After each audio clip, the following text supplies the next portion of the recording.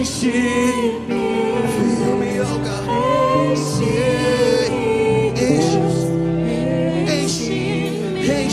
enche o que está vazio. Porque assim como o Daniel falou aqui, Pai, no meio aos dízimos, a gente precisa ter noção daquilo para que a gente foi chamado. A gente precisa ter noção daquilo para que nós fomos vocacionados. A gente precisa entender, Pai, que prestar culto não é só dizimar. Prestar culto não é só sentar num banco. Prestar culto não é só ler a Bíblia diariamente. Prestar culto, Pai, é uma vida de renúncia, uma vida separada, Pai. Assim como foram os apóstolos, Deus, eles, Pai, mais do que vocacionados, eles entendiam o porquê eles foram chamados, porque eles viam em você algo precioso.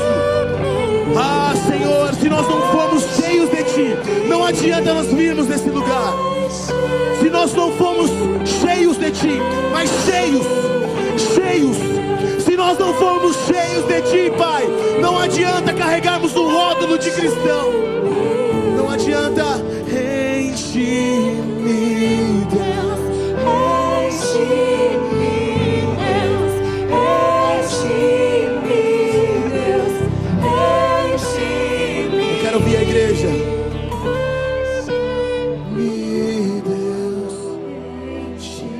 Abra sua boca. Enche-me, Deus. Enquanto você canta isso, o Senhor está enchendo a sua vida, enchendo o seu coração, enchendo do que é dele, as tristezas e as mazelas da sua vida. Às vezes você veio para cá, para o culto, com muitas tristezas no seu coração, mas você precisa cantar isso. Enche-me, Deus, enche-me, Deus, enche-me, Deus, enche-me, enche-me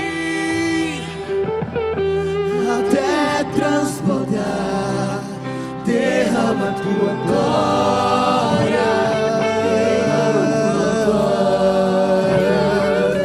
enche-me até transbordar.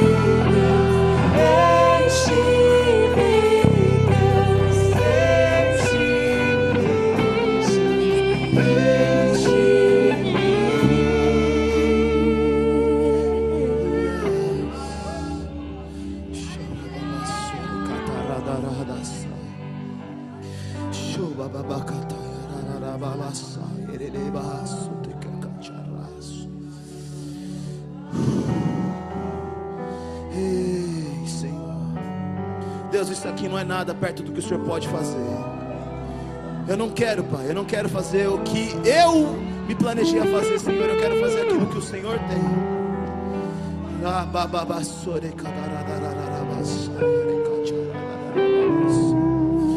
Oh, enche-me,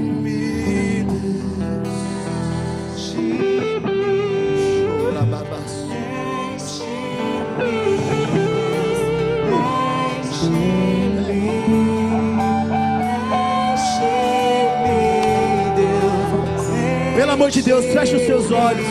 Pelo amor de Deus, feche os seus olhos. Feche os seus olhos.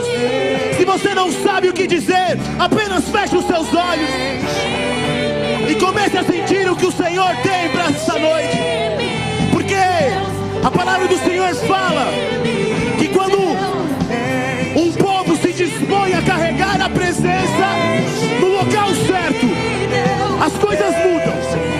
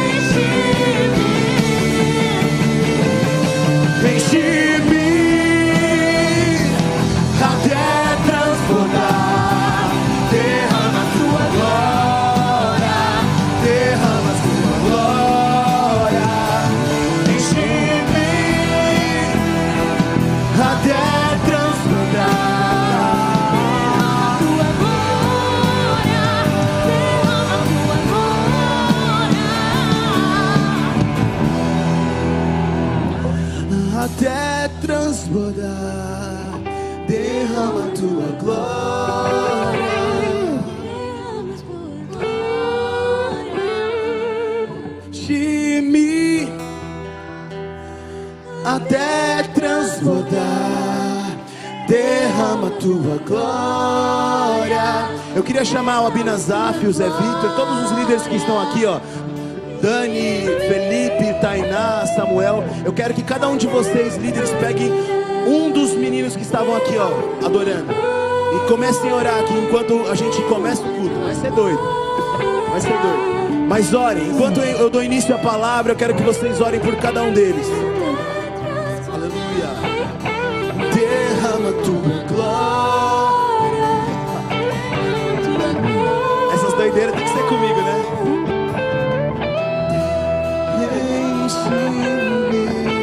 Ah, Jesus, desse jeito eu nem prego. Ih, Jesus, é isso mesmo? Enche-me, Deus. Enche-me, Deus.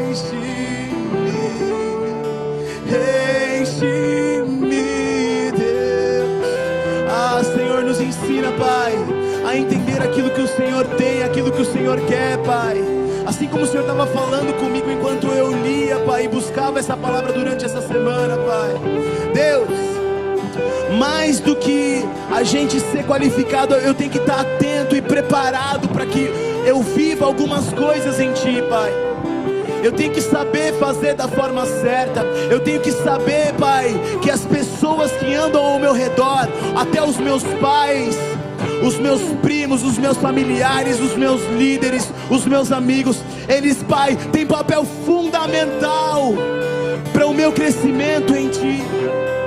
Ah, Senhor, não deixe que a gente passe desapercebido daquilo que o Senhor tem, Pai, porque nós queremos, Pai, ser cheios de Ti. Nós queremos ser cheios de Ti. Nós queremos ser cheios de Ti, Pai, e que a Tua presença, ela flui e ela possa fluir, Pai, em todas as áreas da minha vida. Deus, existem pessoas aqui que precisam fluir, Pai, quanto, Pai, a sua profissão, que não sabem, Pai, que estão aí quase acabando o ensino médio, Pai, e não sabem aquilo que o Senhor tem, Pai, ou porque simplesmente não tiveram, Pai, o ímpeto de dobrar o joelho e orar a Ti, Senhor, para saber qual é a sua vontade, para saber, Pai, qual que é o Teu direcionamento, o que o Senhor tem. A Tua palavra me garante, a Tua palavra me garante que a minha vontade pode ser boa, mas a Tua vontade é boa, perfeita e agradável. Hey. Ah, Senhor, nos faz entender, Pai, o porquê nós estamos nesse lugar. Nos faz entender, Pai, o porquê, Pai, somos cristãos. Nos faz entender, Pai, para que a gente possa colher, assim como Paulo, o prêmio da soberana vocação.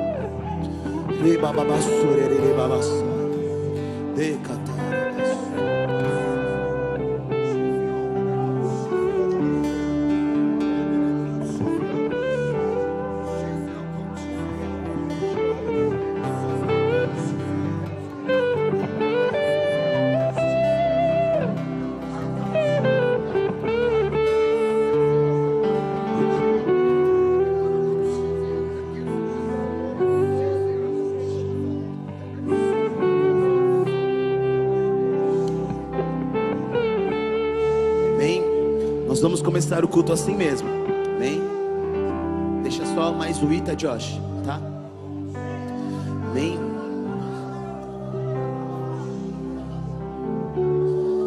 Vocês estão aí? Aleluia. Eu queria que vocês abrissem a Bíblia de vocês no livro de Marcos. Pode acender as luzes, Pan. No livro de Marcos, no capítulo 3. Enquanto você procura aí, já fala para esse cara que está do teu lado, se prepara. Não. Ih, mano, vocês estão morrendo? Vocês estão aí ou não? Misericórdia, Jesus veio muito forte. Vira para essa pessoa que está do teu lado e fala assim, ó, se prepara. Ele já veio. Ele já veio. Amém? Aleluia. O livro de Marcos, no capítulo 3, todos acharam? Aleluia. Livro de Marcos, capítulo 3, a partir do verso 13, minha Bíblia diz assim: Jesus subiu ao monte e chamou os que ele quis, os quais vieram a ele.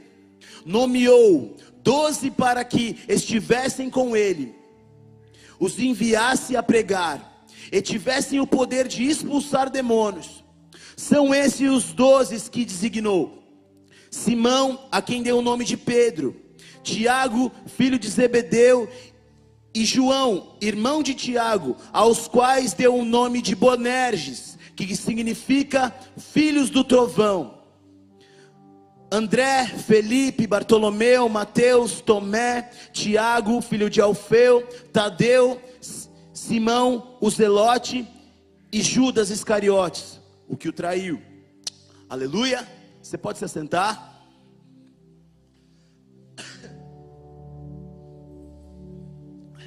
Vocês me perdoam aí qualquer coisa, porque eu não tenho tino nenhum de pregador, né?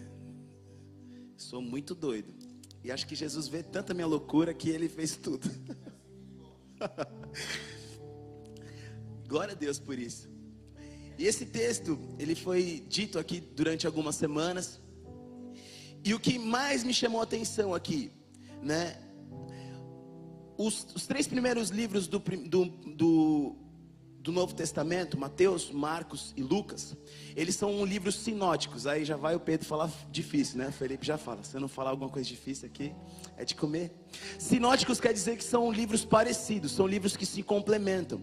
Por quê? Porque tem muitas palavras aí, e a gente conhece, que elas aparecem nos três livros, né? Essa, por exemplo, aí, se você estiver anotando, ela aparece também em Mateus, no capítulo 10, do verso 1 ao 4, e também em Lucas, no capítulo 6, do verso 12 ao 16, né? Mas, quando eu li esse verso, eu vi que algo tinha diferente aqui.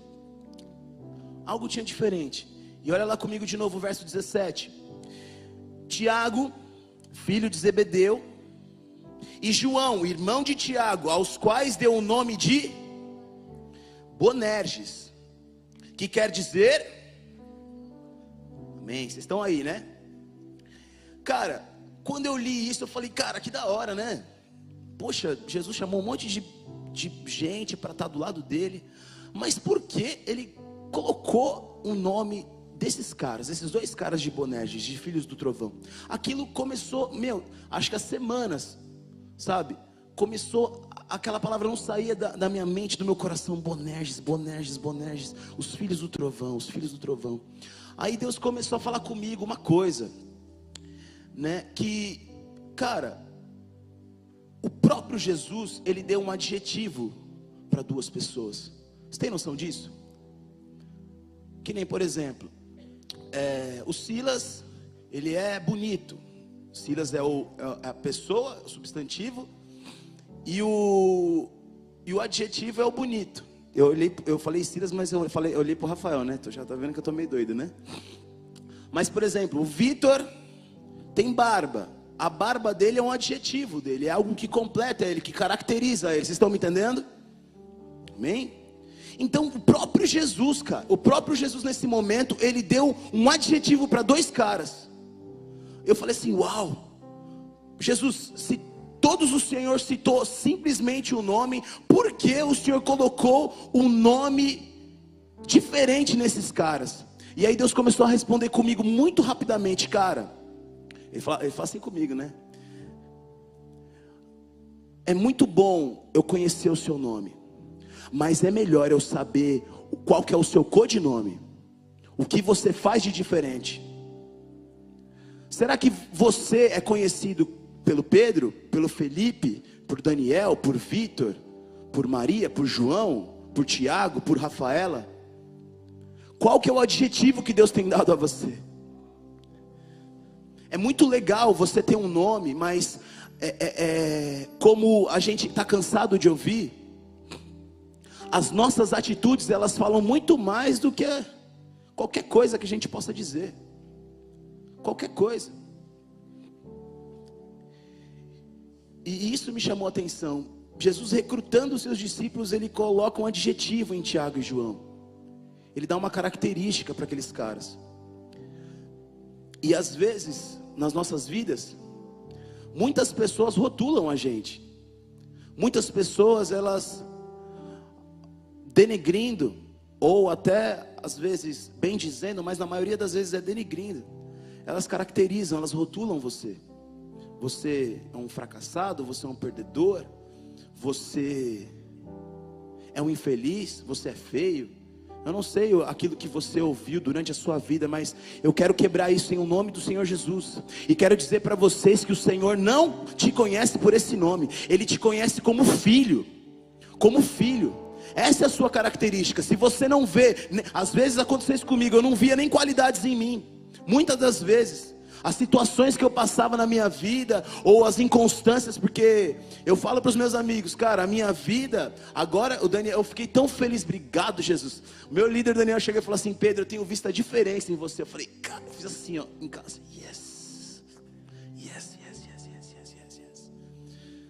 Porque é muito bom, cara, você ter uma crescente, mas durante muitos anos da minha vida, eu estava na montanha-russa assim, ó, subindo e descendo, cara, muito doido, sabe? E só quem teve uma vida de altos e baixos sabe como é ruim, uma falta de constância. Isso prejudica não só a sua vida dentro da igreja, mas a sua vida lá fora, muito mais, cara. E essas inconstâncias, elas precisam acabar no nosso meio. Tem que acabar no meio dos jovens, tem que acabar porque o Senhor, Ele nos deu um nome, Ele nos deu uma característica, Ele morreu por mim, por você, para que a gente fizesse a diferença. Por isso que Ele, nesse determinado momento, Ele não só chamou Tiago e João, mas deu uma característica a eles, porque Jesus conhecia quem eles eram. Jesus sabia quem que eram esses caras, por isso que Ele falou: eu quero chamar Tiago e João, os Boanerges, os filhos do trovão.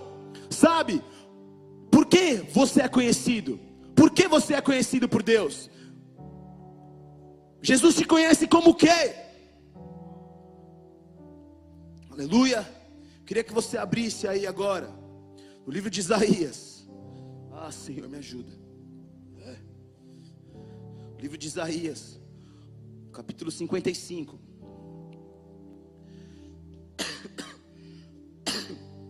Como eu estava dizendo, nós somos conhecidos por Deus. Deus nos conhece.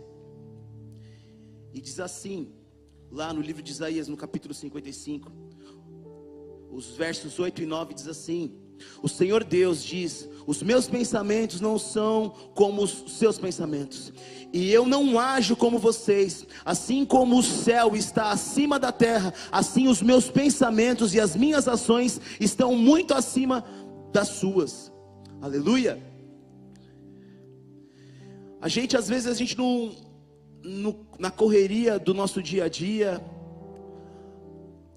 como eu estava aqui em cima falando, Deus me deu umas chaves muito claras para essa noite. E uma delas é como a gente tem ouvido, é destino, futuro, sabe? E a gente viu que o nosso futuro, o nosso destino, ele depende realmente de quem a gente caminha, de quem a gente anda, né? E se você ainda não sabe quais são os planos de Deus para você, eu queria que você, de verdade, cara, saísse com uma missão, saindo da casa de Deus nessa noite, que você vá para sua casa e dobre seu joelho, cara, porque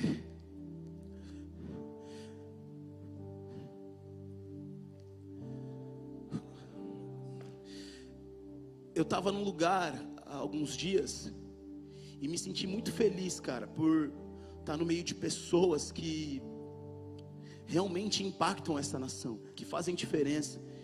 E eu, como eu falei até pro meu pastor, falei, cara, eu me senti agraciado. Isso foi o melhor presente que eu podia ter ganho, porque eu pude ver que aqueles caras eram cheios de Deus, mas mais do que cheios de Deus, eu pude ver neles as mesmas dificuldades que eu tive.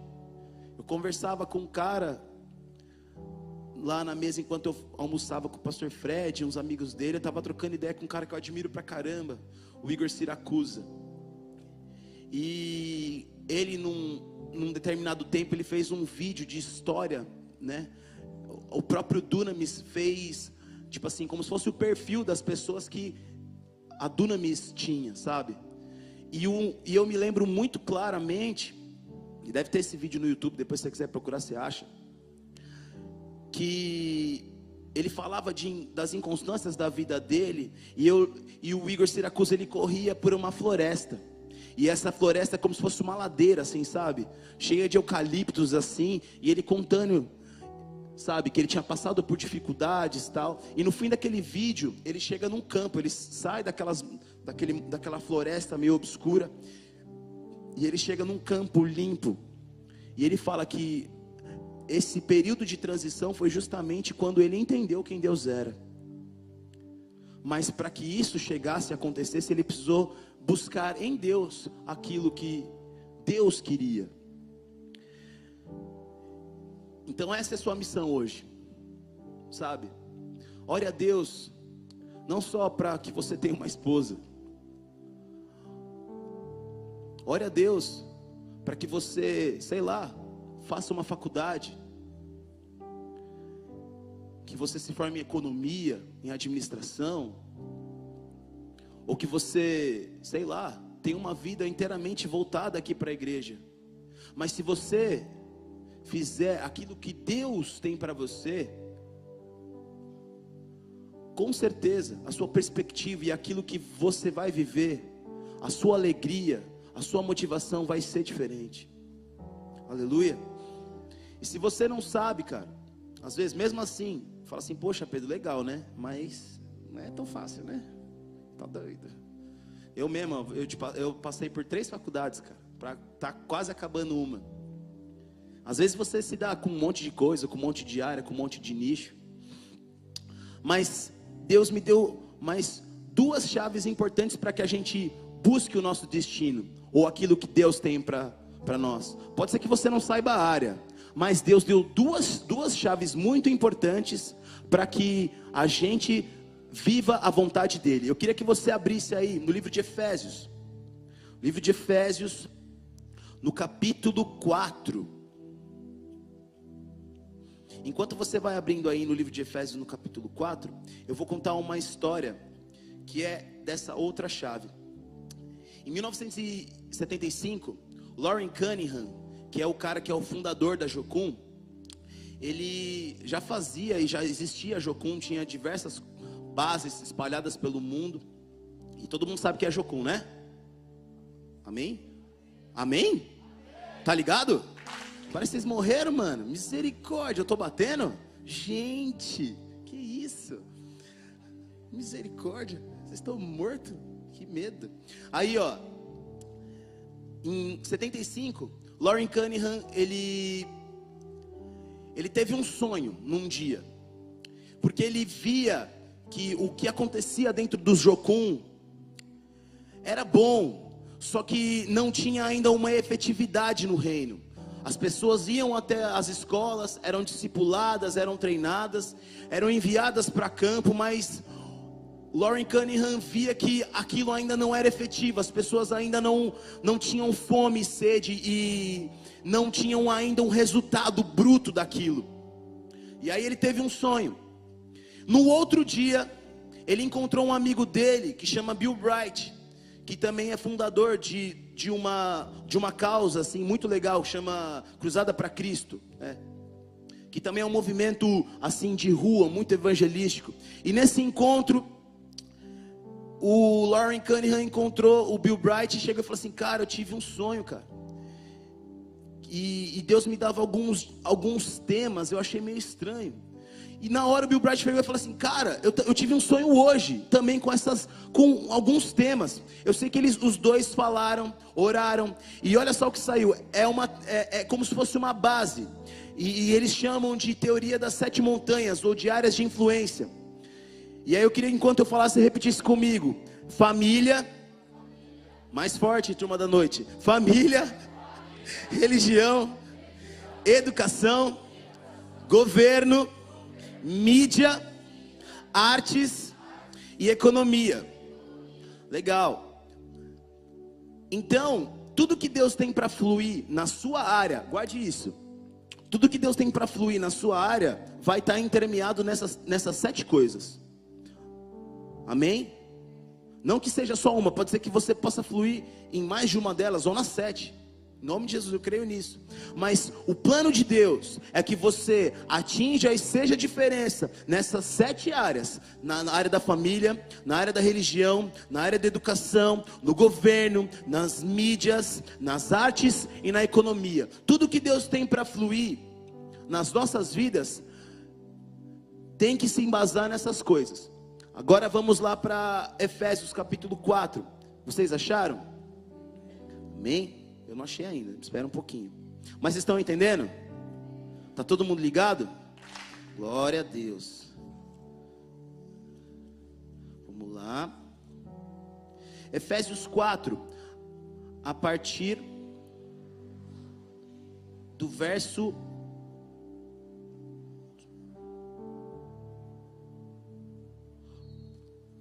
A partir do verso 11. Diz assim: e ele mesmo deu uns para apóstolos, e outros para profetas, e outros para evangelistas, e outros para pastores e doutores, tendo em vista o aperfeiçoamento dos santos, para o desempenho do ministério, para a edificação do corpo de Cristo, até que todos cheguemos à unidade da fé e do pleno conhecimento do Filho de Deus, a perfeita varonilidade, a medida da estatura da plenitude de Deus. Aleluia. Tendo em vista o aperfeiçoamento dos santos, para o desempenho do ministério, para a edificação do corpo de Cristo. Se você não entendeu, é o que? Trocando as palavras, Ele quer que você flua nessas áreas aqui que Ele falou aqui acima, para que você firme o corpo de Cristo. Toca nesse cara que está do teu lado e fala assim: você é o corpo. Fala assim: então eu tenho que te ajudar. Eu tenho que te ajudar. Aleluia. E aí tem um exemplo muito legal dessas coisas. Não estou falando que você vai ser só pastor, ou tipo apóstolo ou profeta, mas saiba que Deus quer te fazer fluir como cristão também nessas 5 áreas. E aí o pastor Fred, há muito tempo eu estava com ele, ele já tinha me dado esse exemplo, e é muito legal, eu queria que vocês guardassem. Estende a sua mão assim na sua frente. Esses são os 5 ministérios, amém? O polegar é os apóstolos, o indicador, os profetas, o maior aqui, o médio é o dos evangelistas, o anelar é dos pastores, e o menorzinho é dos mestres, amém? Aí ó, você vai guardar o seguinte: os evangelistas, os apóstolos, eles vão para todos os lugares, amém? Você entendeu? Os apóstolos vão para todos os lugares. Os profetas são profetas. Ah, meu Deus, é o dedo que aponta. O evangelista é o que vai mais longe, você está vendo? A não ser que você seja meio mutante aí, pelo amor de Deus. Todo mundo tem o dedo médio maior, né? O evangelista é o que vai mais longe. Recebe isso aí. O pastor é sempre o anelar, porque a aliança do pastor é com a igreja. Ó, de Deus, né? E os profetas, por que o profeta é o menor? Porque ele vai aonde ninguém vai. Eita! É o mestre, desculpa. Olha, até eu esqueço. Apóstolos vão para todos os lugares. Os profetas, os evangelistas vão mais longe que todos. Os pastores, porque a aliança do pastor é com a igreja. E o mestre entra em um lugar que ninguém vai. Amém? Estão entendendo? Glória a Deus.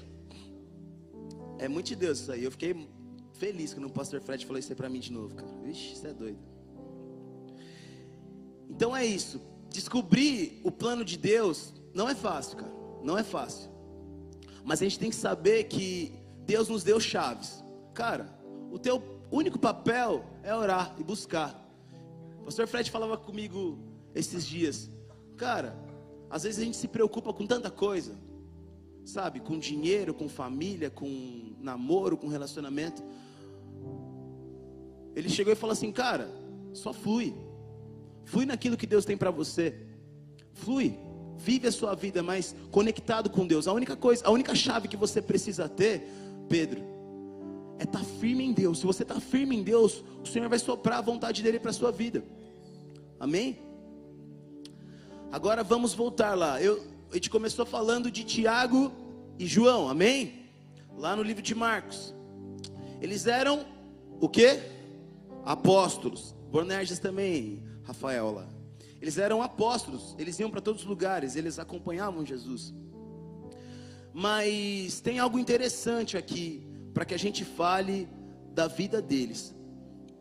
Tiago e João, eles não eram simples pessoas. Eles eram filhos de Zebedeu e Salomé. Eu queria que você abrisse aí agora em Marcos, no capítulo 1. Vamos lá. Marcos capítulo 1. Vocês estão me entendendo? Se vocês falar aí que está ruim, vocês me falam, pelo amor de Deus. Marcos, no capítulo 1. Todos acharam? Diz assim, o verso 19. Passando dali um pouco mais adiante, viu Tiago, filho de Zebedeu, e João, seu irmão, que estavam no barco consertando redes. Olha só. E logo os chamou. Ele, deixando seu pai no barco com os empregados, foram após Jesus. Cara, eu li muito rápido, mas esse texto aqui é muito, muito rico, como Deus estava falando comigo. Às vezes não é fácil a gente descobrir o plano de Deus para as nossas vidas. Mas você está no lugar certo, na hora certa, ajuda muito, ajuda muito. Tiago e João eram filhos de Zebedeu e Salomé, que eu vou explanar um pouquinho mais à frente. E no contexto dessa época, o pai, Zebedeu, ele não era só um cara, mas ele era um empresário. A Bíblia nos fala isso, a gente vai discorrer aqui um pouquinho. Mas Zebedeu, ele era um cara de posses, porque ele tinha uma empresa. Ele era pescador no Mar da Galileia. E o contexto histórico naquela época mostra que o Mar da Galileia, eles difundiam peixe para todas as áreas. Então quem era pescador naquela época, às vezes a gente pensa assim, pô, Pedro era pescador. Aí você imagina aquele cara barbudo, feio, né, fedido, né? Mas a pesca naquela época era algo importantíssimo para o povo, sabe? E, pô, quem não come peixe, né? Comida todo mundo gosta, né? Eu gosto de peixe, quem gosta de peixe aí? Pô, peixe é da hora demais, cara. É muito bom, glória a Deus, né? E ter um trabalho daquele, para nós hoje é assim, meio ruim, mas naquela época era importantíssimo. E olha só, atentem-se aí, ó. Tiago e João estavam no barco consertando as redes. Então o que a gente entende? Que os dois, eles também trabalhavam com o pai. Eles exerciam a função do pai.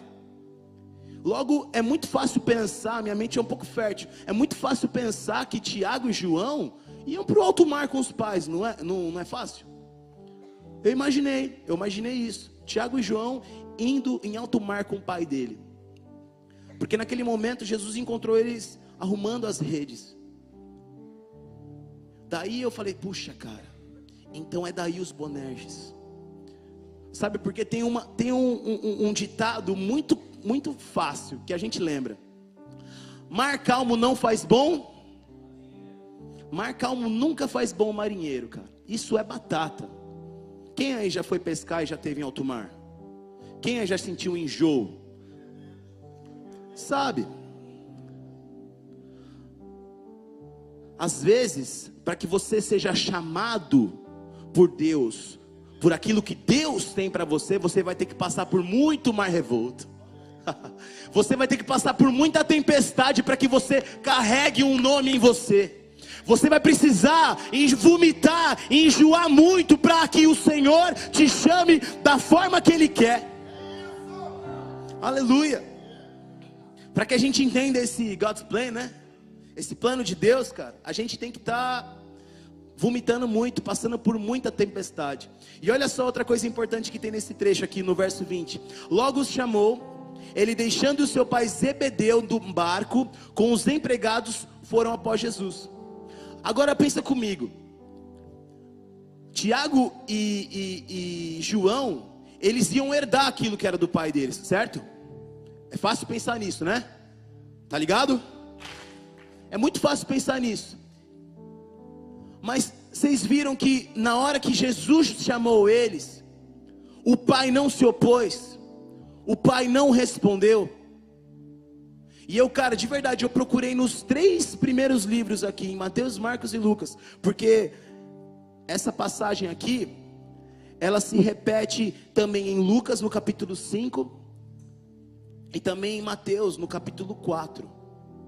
Eu procurei nos 2 e pude ver que, cara, o pai deles entendia o porquê eles eram chamados.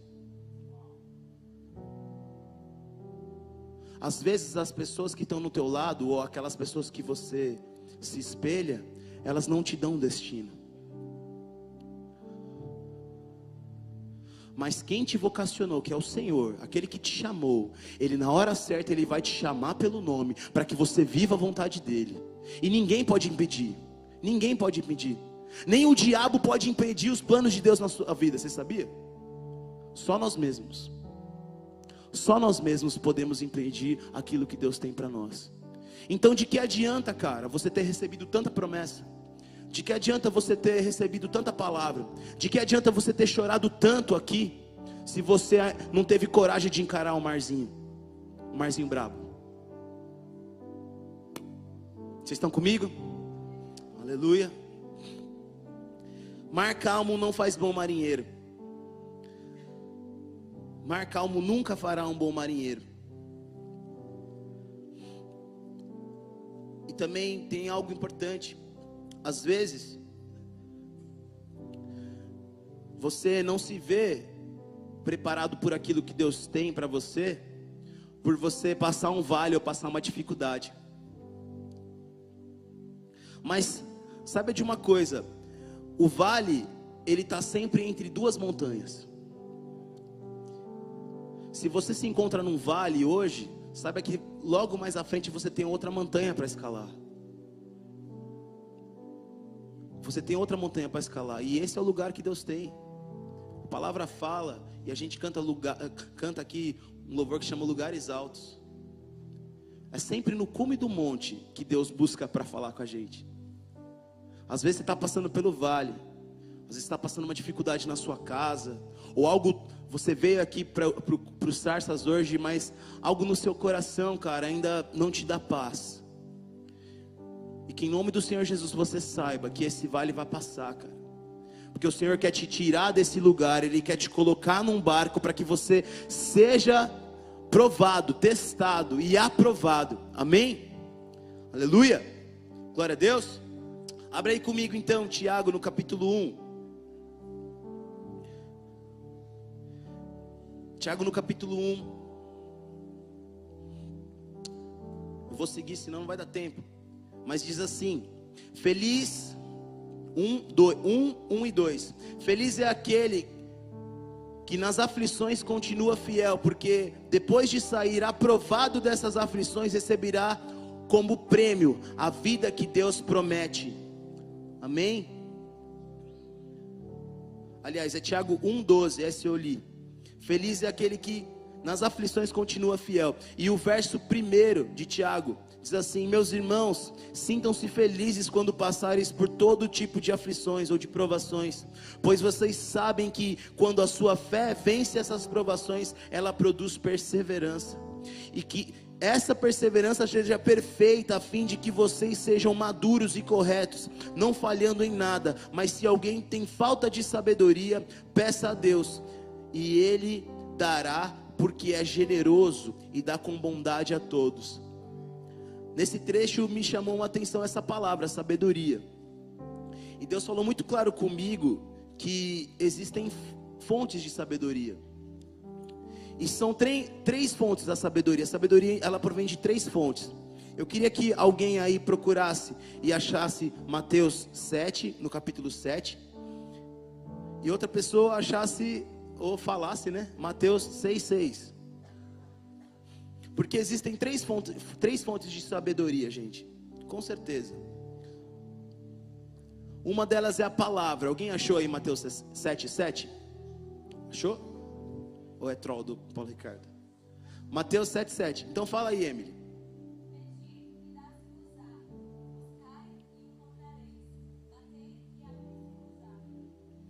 Lê o verso 8.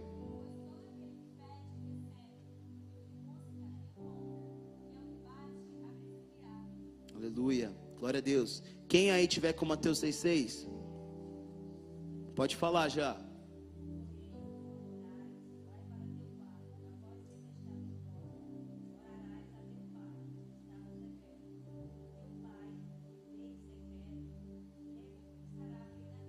Amém. Então, duas coisas aí a gente já viu das três. Uma delas a Emily falou, que é a palavra. Quando a gente pede ou busca, a gente encontra. A segunda delas é a intimidade, porque a amada ali falou que de acordo com a medida que a gente busca, a gente recebe. E a terceira chave, cara, eu queria que você virasse pro teu lado aí de novo. Fala assim: é você, lindão. É você, linda. É você, abestado. Fala assim: é você. Dá um abraço nesse cara que tá do teu lado, ó. Fala assim: eu posso crescer junto com você, viu? Isso, dá um abraço nela aí, Vitor. Dá um abraço nela aí, ô Felipe. Dá um abraço nela aí, cara. Fala assim: cresce, você vai crescer comigo, gata. E você, lindo? Que isso, cara? Aleluia. Então ficou muito claro. Gente, Zebedeu, o pai de Tiago e João, ele não era só um pai, mas ele sabia os filhos que ele tinha. E não só ensinou e deu uma condição para falar assim: ó filho, isso aqui é o que o pai de vocês construiu, se vocês quiserem é de vocês. Mas como a gente leu, Zebedeu não se opôs. Ele nem sequer falou: ó, espera aí, não, mas vocês vão mesmo, que não sei o que. Imagina, hoje a gente pensa, pô, e é muito fácil lembrar também que Jesus tinha todos os discípulos, amém? Ele tinha uma multidão ao redor dele, amém? Mas ele tinha três. Quem eram os três mais chegados? Cara, Pedro e Tiago. Então se a gente fosse pensar hoje, falar assim: caramba, eu sou um pai, eu tenho 2 filhos, um deles conheceu Trump. Então o meu filho mais velho, ele está estudando em Harvard, e o outro meu filho mais novo está em Princeton. Caramba, o meu filho conheceu Jesus. Aleluia. Eu creio. Mas olha só, gente, naquela época era uma baita pressão. Porque imagina, Jesus apareceu, Jesus surgiu, Jesus nasceu, né? Mas o ministério dele começou mais pra frente, com 33 anos. E foram diversos sinais de maravilhas que marcaram a vida de Jesus, amém? Mas para muitos, eles tinham dúvida. Falaram assim: cara, esse cara é quem, mano? Ele é um profeta? Ele é João Batista? Olha só, cara, olha só. Se você discipula alguém, ou se você tem irmãos, ou se alguém vê você como referência, cara, saiba que você tem que dar exemplo. E mais do que dar exemplo, você precisa dar destino. Você precisa dar destino. Não se oponha ao que Deus tem dito. Não se oponha. E não pense o que Deus tem falado ao seu coração ou à sua mente não seja verdadeiro. Eu li um livro há pouco tempo que chama Caça ao Tesouro. E um dos passos do caça ao tesouro é a gente entender a voz do Senhor. É entender o que o Espírito Santo fala conosco. E com certeza, cara, ele fala a nossa mente. Porque a própria palavra, ela afirma que nós temos a mente de... E se nós temos a mente de Cristo, tudo que a gente ouve na nossa mente, a gente tem que saber filtrar, claro, tá ligado? Mas se a gente está conectado em Deus, e Deus fala na nossa mente com pensamentos, cara, guarde, anote, como até o livro fala. porque às vezes isso é preponderante, às vezes isso é importante, e isso vai dar destino a você. Quantas palavras, sabe? A gente fez um caça-tesouro aqui, Deus falou diversas coisas, sabe? Deu dicas na nossa mente. Deus falava na nossa mente, a gente anotava aquilo, saía para buscar aquelas pessoas e nós encontrávamos aquelas pessoas. Cara, isso é só por Deus. Então guarde isso. Deus fala à sua mente. Se Deus tem falado algo ao seu coração nessa noite, Deus tem te dado direção para alguma coisa, algo na área profissional, algo na área ministerial, algo na sua família, eu vim para ser boca de Deus e para dizer para você nessa noite que o que Deus tem falado ao seu coração e à sua mente são verdades, são dele. Amém? E também esteja preparado, pois não sabemos o momento do favor de Deus. Tiago e João estavam lá arrumando rede, e chegou lá um tal de Jesus e pum, eu quero vocês dois. Amém? E quanto a buscar sabedoria, a gente já acabou de ler também, que a sabedoria vem por 3 fontes: pelos meus relacionamentos, pela minha intimidade com Deus e pela palavra. Amém? Vocês estão aí? Vamos lá agora então para a gente saber outra pessoa importante na vida de Tiago e João, que é a mãe deles, Salomé. Agora abra lá comigo o livro de Marcos no capítulo 15. Preciso dar uma corridinha, né? Coisa aí, macaco, Felipe, vocês? Vem? Vou correr, porque é muita coisa. Marcos capítulo 15, o verso 40. Todos acharam? Não estou sentindo firmeza em vocês não, mano. Jesus vai vir forte, aí vocês vão cair tudo. Diz assim: algumas mulheres estavam olhando de longe, e entre elas estava Maria Madalena, Maria, mãe de Tiago o menor, e de José, e Salomé. Salomé era a mãe de Tiago e João. Mas agora eu quero que você leia aí um pouquinho mais para frente. Só descer o seu olho aí. Olha só o verso 46, diz assim: então José comprou um lençol fino, tirou o corpo da cruz, envolveu nele e depositou em um sepulcro lavrado numa rocha. A seguir, rolou uma pedra para a entrada do sepulcro. Maria Madalena e Maria, mãe de José, viram onde o puseram. Amém? Olha só o que diz no verso 1 do capítulo 16. Passando o sábado, Maria Madalena, mãe de Tiago e Salomé, olha só, compraram aromas para irem ungir o corpo de Jesus. Olha só, cara, que interessante. A Salomé, ela estava aí. A Salomé não foi só a mãe de 2 caras super influentes, que fez parte dos 3. Pô, se você for pensar aí, muito breve aí, rápido na tua mente, João foi testemunha ocular de muitas coisas. Ele viu Jesus no Monte da Transfiguração, ele viu sinais e maravilhas. Tiago também estava junto, e Pedro também junto com eles, né? Tinha que ter um Pedro, né? Tinha que ter. Eita, glória a Deus. Glória a Deus. É de Deus. Eles viram, eles estavam muito próximos de Jesus. João então foi o que Jesus mais amou, cara. Olha só, a palavra, eu não vou, tá aqui anotado em algum lugar, mas a palavra diz com muita clareza, e você sabe, que em determinado momento, Jesus ia partir o pão, e ele disse que um dos 12 ia trair. Sabe quem teve o spoiler de quem ia trair? Quem chuta aí? A única pessoa que soube quem era o traidor era João. Porque João, nesse momento, ele reclinou a cabeça do lado do Pai e falou: Jesus. Mais ou menos, né? Da forma do Pedro pensar: Jesus, conjecturando, aleluia. Ó, o pastor Wesley fala difícil. Jesus, quem que é o cara? Quem que é o traidor, mano? Pelo amor de Deus, quem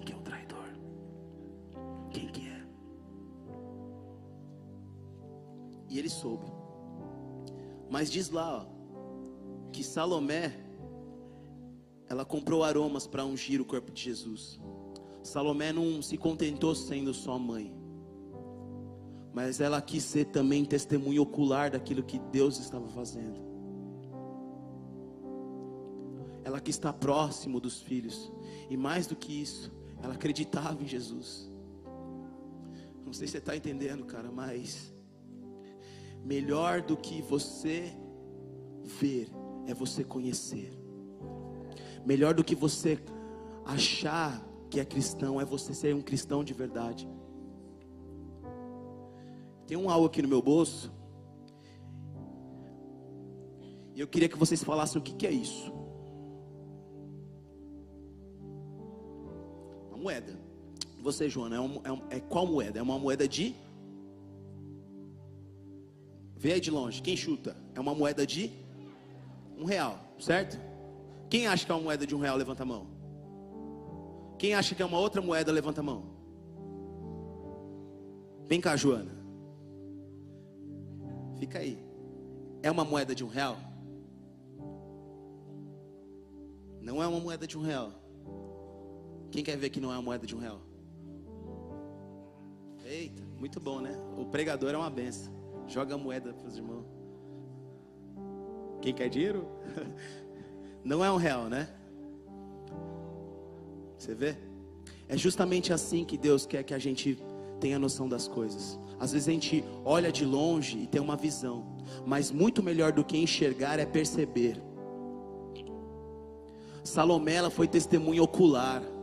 Ela não se contentou sendo só a mãe de Tiago e João, mas ela acreditou firmemente quem era Jesus, e ela foi até Jesus viver aquilo que ela tinha como destino. Eu não sei, a palavra não conta, mas ela pode ter deixado o marido, a empresa, porque ela sabia quem era importante na vida dela, e ela foi muito melhor do que a gente ter uma visão, é ter uma percepção de coisas. Quantas coisas o Senhor colocou na sua mão muitas vezes, quantas pessoas o Senhor colocou ao seu lado para que você falasse, e você não se teve nem a força, não teve nem o tino de chegar e falar assim: cara, você precisa de ajuda. Eu estava ouvindo também algo esses dias. Às vezes a gente quer encher a pessoa de palavras, às vezes a gente quer entregar N coisas para aquela pessoa, mas o que a gente às vezes não tem a noção que aquela pessoa, ela às vezes não precisa da sua palavra, ela precisa de um abraço seu, ela precisa de uma palavra que edifique realmente, sabe? Que você possa perceber as coisas, que você possa entender aquilo que Deus tem, sabe? Para que a gente não viva uma vida aleatória ao léu.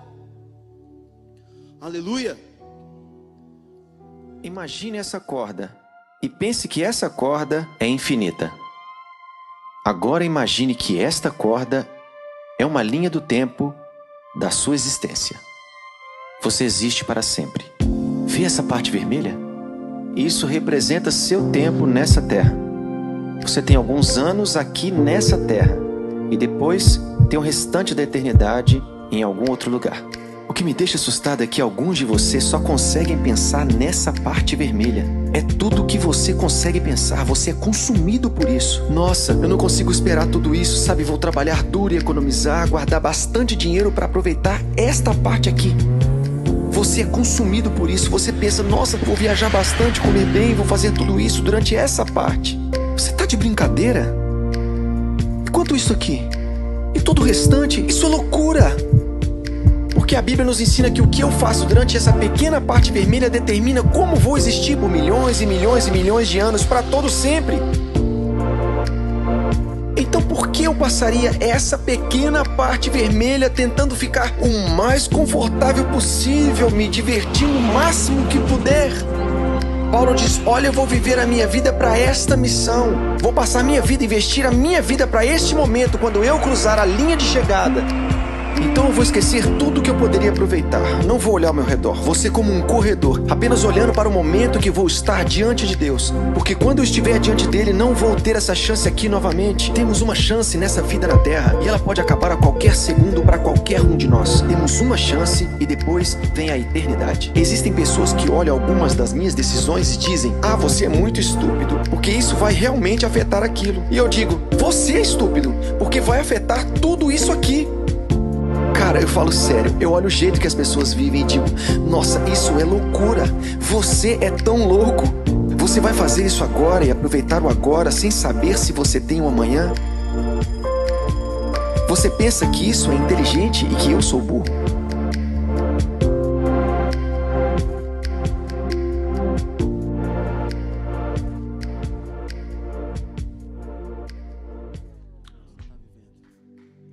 Dá uma salva de palmas de louvor ao Senhor.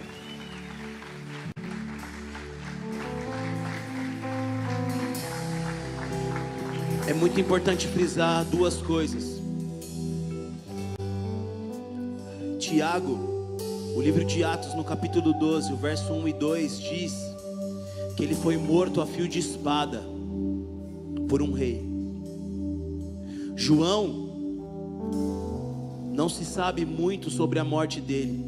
Tem um conflito teológico aí. Alguns dizem que ele foi morto junto com o irmão, mas outros acreditam que ele morreu de velhice. Mas sabe uma das coisas que ele viveu por ter escolhido a Jesus? Ele foi exilado na ilha de Patmos, uma ilha muito pequena na Grécia. E dizem os historiadores que a comida chegava lá de vez em vez. E às vezes se tem chuchu na sua casa, você reclama, né, bichão? Pra que você vive? Pra que eu e você vivemos? Ei! Pra que eu e você vivemos? É pra fazer valer isso aqui? É pra fazer valer isso aqui, ou fazer disso aqui só mais uma reunião? Só mais um culto? Você está disposto a viver o que Deus tem para você? Ou você vai viver numa mesmice a vida toda? Assim como eu vivia, de altos e baixos, dando mancada às vezes e não. Eu perdi tantas oportunidades na minha vida. Enquanto eu terminava de ler um livro, lá na praia uns dias desses, a Rafaela até me encontrou, eu lembrei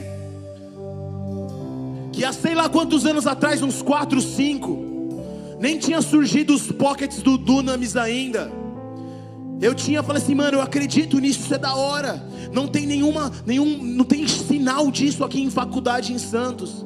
Sabe quem fez entrevista comigo? O Gabriel Cantarino. Eu fiz amizade com o Cantarino por Skype, Facebook, cara. Trocava ideia com ele. Vê se eu cheguei a fazer um pocket. Por quê, ó? Inconstância.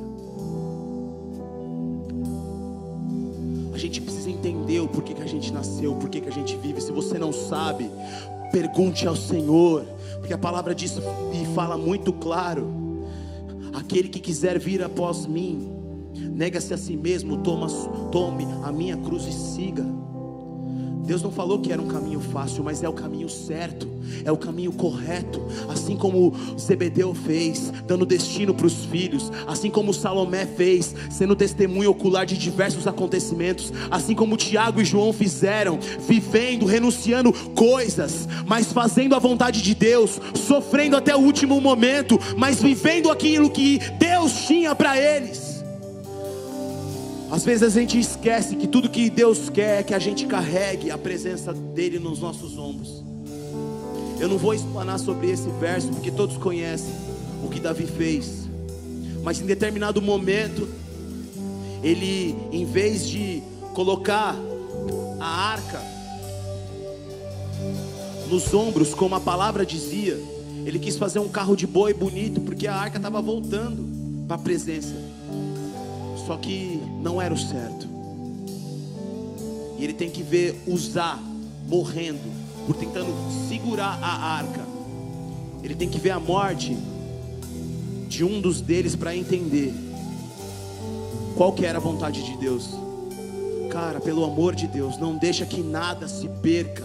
Não deixa que nada morra dentro de você ou dentro da sua vida, para que você faça aquilo que Deus tem para você. Aleluia. Feche os seus olhos.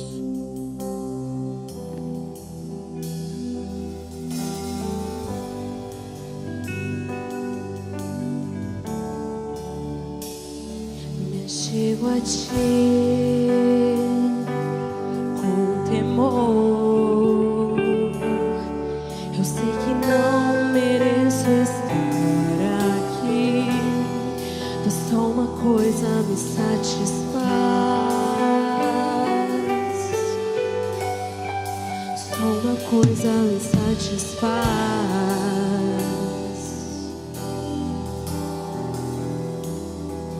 Se pra carregar tua glória eu preciso estar coberto com sangue, dos sacrifícios que eu fiz ao longo do caminho. Se há um preço a ser pago pra ter a tua glória, só uma coisa me satisfaz.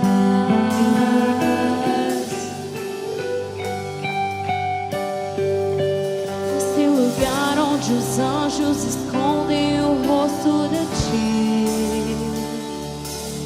nesse lugar eu preciso, eu quero estar, pois só uma coisa me satisfaz.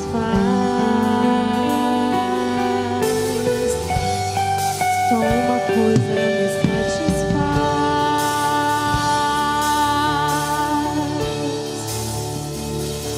A tua glória, Deus. A tua glória, Deus.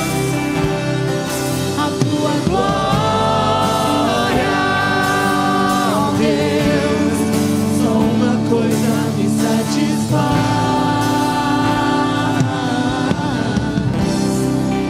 Eu me chego a ti Com temor, eu sei que não mereço estar aqui, mas só uma coisa me satisfaz. Só uma coisa me satisfaz. aleluia. Se pra carregar tua glória eu preciso estar coberto com sangue, dos sacrifícios que eu fiz ao longo do caminho. Se há um preço a ser pago pra ter a tua glória, só uma coisa me satisfaz.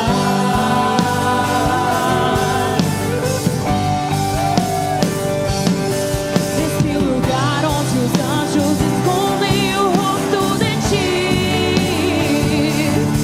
nesse lugar eu preciso, Aleluia.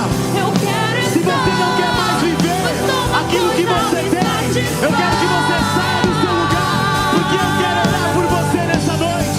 Só Se uma você, coisa se me Deus falou com você nessa noite, eu queria que você saísse do seu lugar. Nós vamos orar para que você viva a vontade dele. A tua glória, Deus. Nós queremos fazer a coisa certa, Senhor. Nós queremos carregar a presença dos ombros. A tua glória, Deus. Só uma coisa me satisfaz.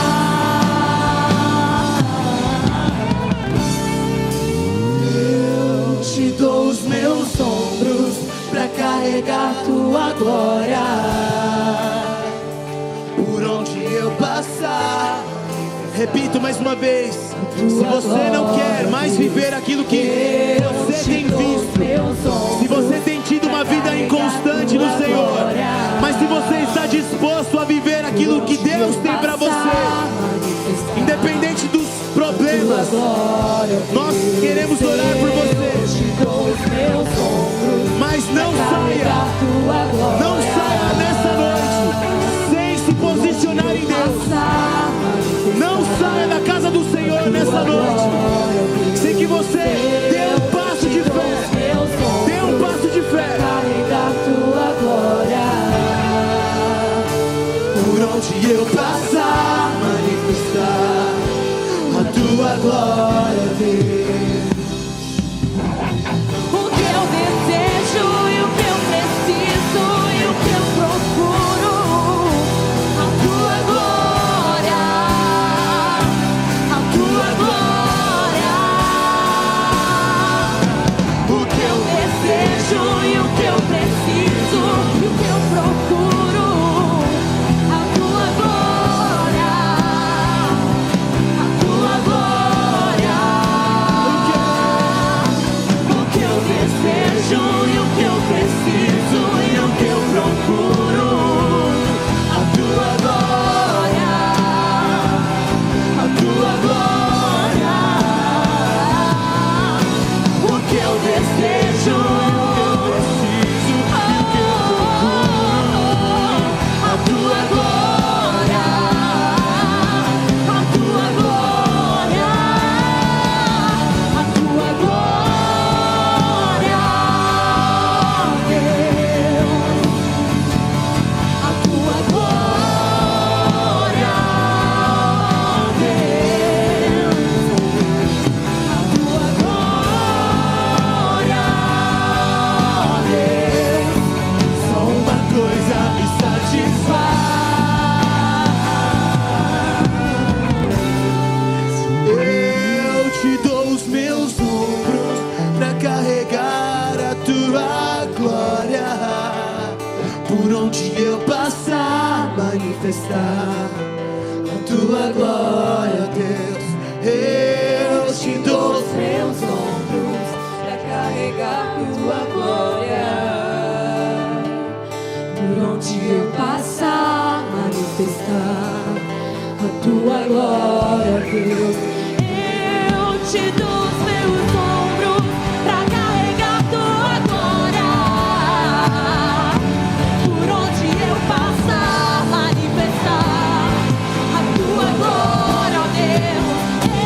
Eu te dou os meus ombros pra carregar tua glória. Por onde eu passar, manifestar a tua glória, Deus. Eu te dou os meus ombros pra carregar tua glória.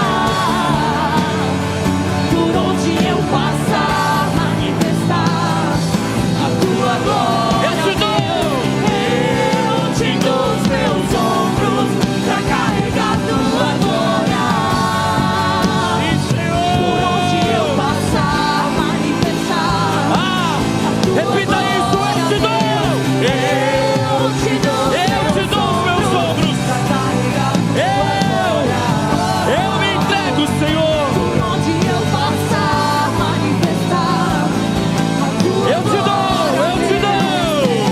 Eu te dou os meus ombros pra carregar tua glória. Por onde eu passar, manifestar a tua De glória. novo, eu te dou. Eu te dou os meus ombros Pai. pra carregar tua glória. Avalia Por onde eu passar, manifestar a tua glória, Deus. Eu te dou os meus ombros. Senhor, pode fazer. Tua glória. Pode fazer, papai. Por onde eu passar, manifestar a tua glória, Deus. A tua glória. Abadaia a tua glória, Pai.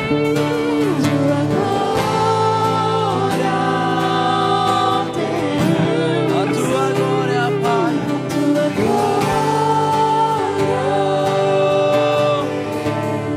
Só uma coisa me satisfaz. Ribas. Aleluia.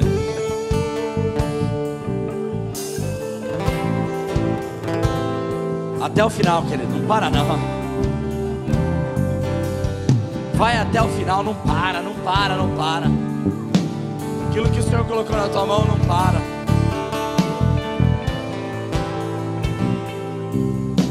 Apocalipse 2:17. Portanto, se vocês têm ouvido para ouvir, ouça o que o Espírito diz às igrejas. Aos que conseguirem a vitória, eu darei do maná escondido, e a cada um deles darei uma pedra branca, a qual está escrito um novo nome, um novo nome, um novo nome, que ninguém conhece, que ninguém sabe, a não ser aquele a quem recebe um novo nome. Ei, você quer um novo nome? Então não para, vai até o final. Ele tem um novo nome, ele tem um novo nome pra mim e pra você. Ah, Deus, eu quero receber esse novo nome, eu quero ser chamado por esse novo nome, eu quero ser chamado por esse novo nome. Santo, e me alabaste. Te adoramos, Senhor, aplauda Ele, querido.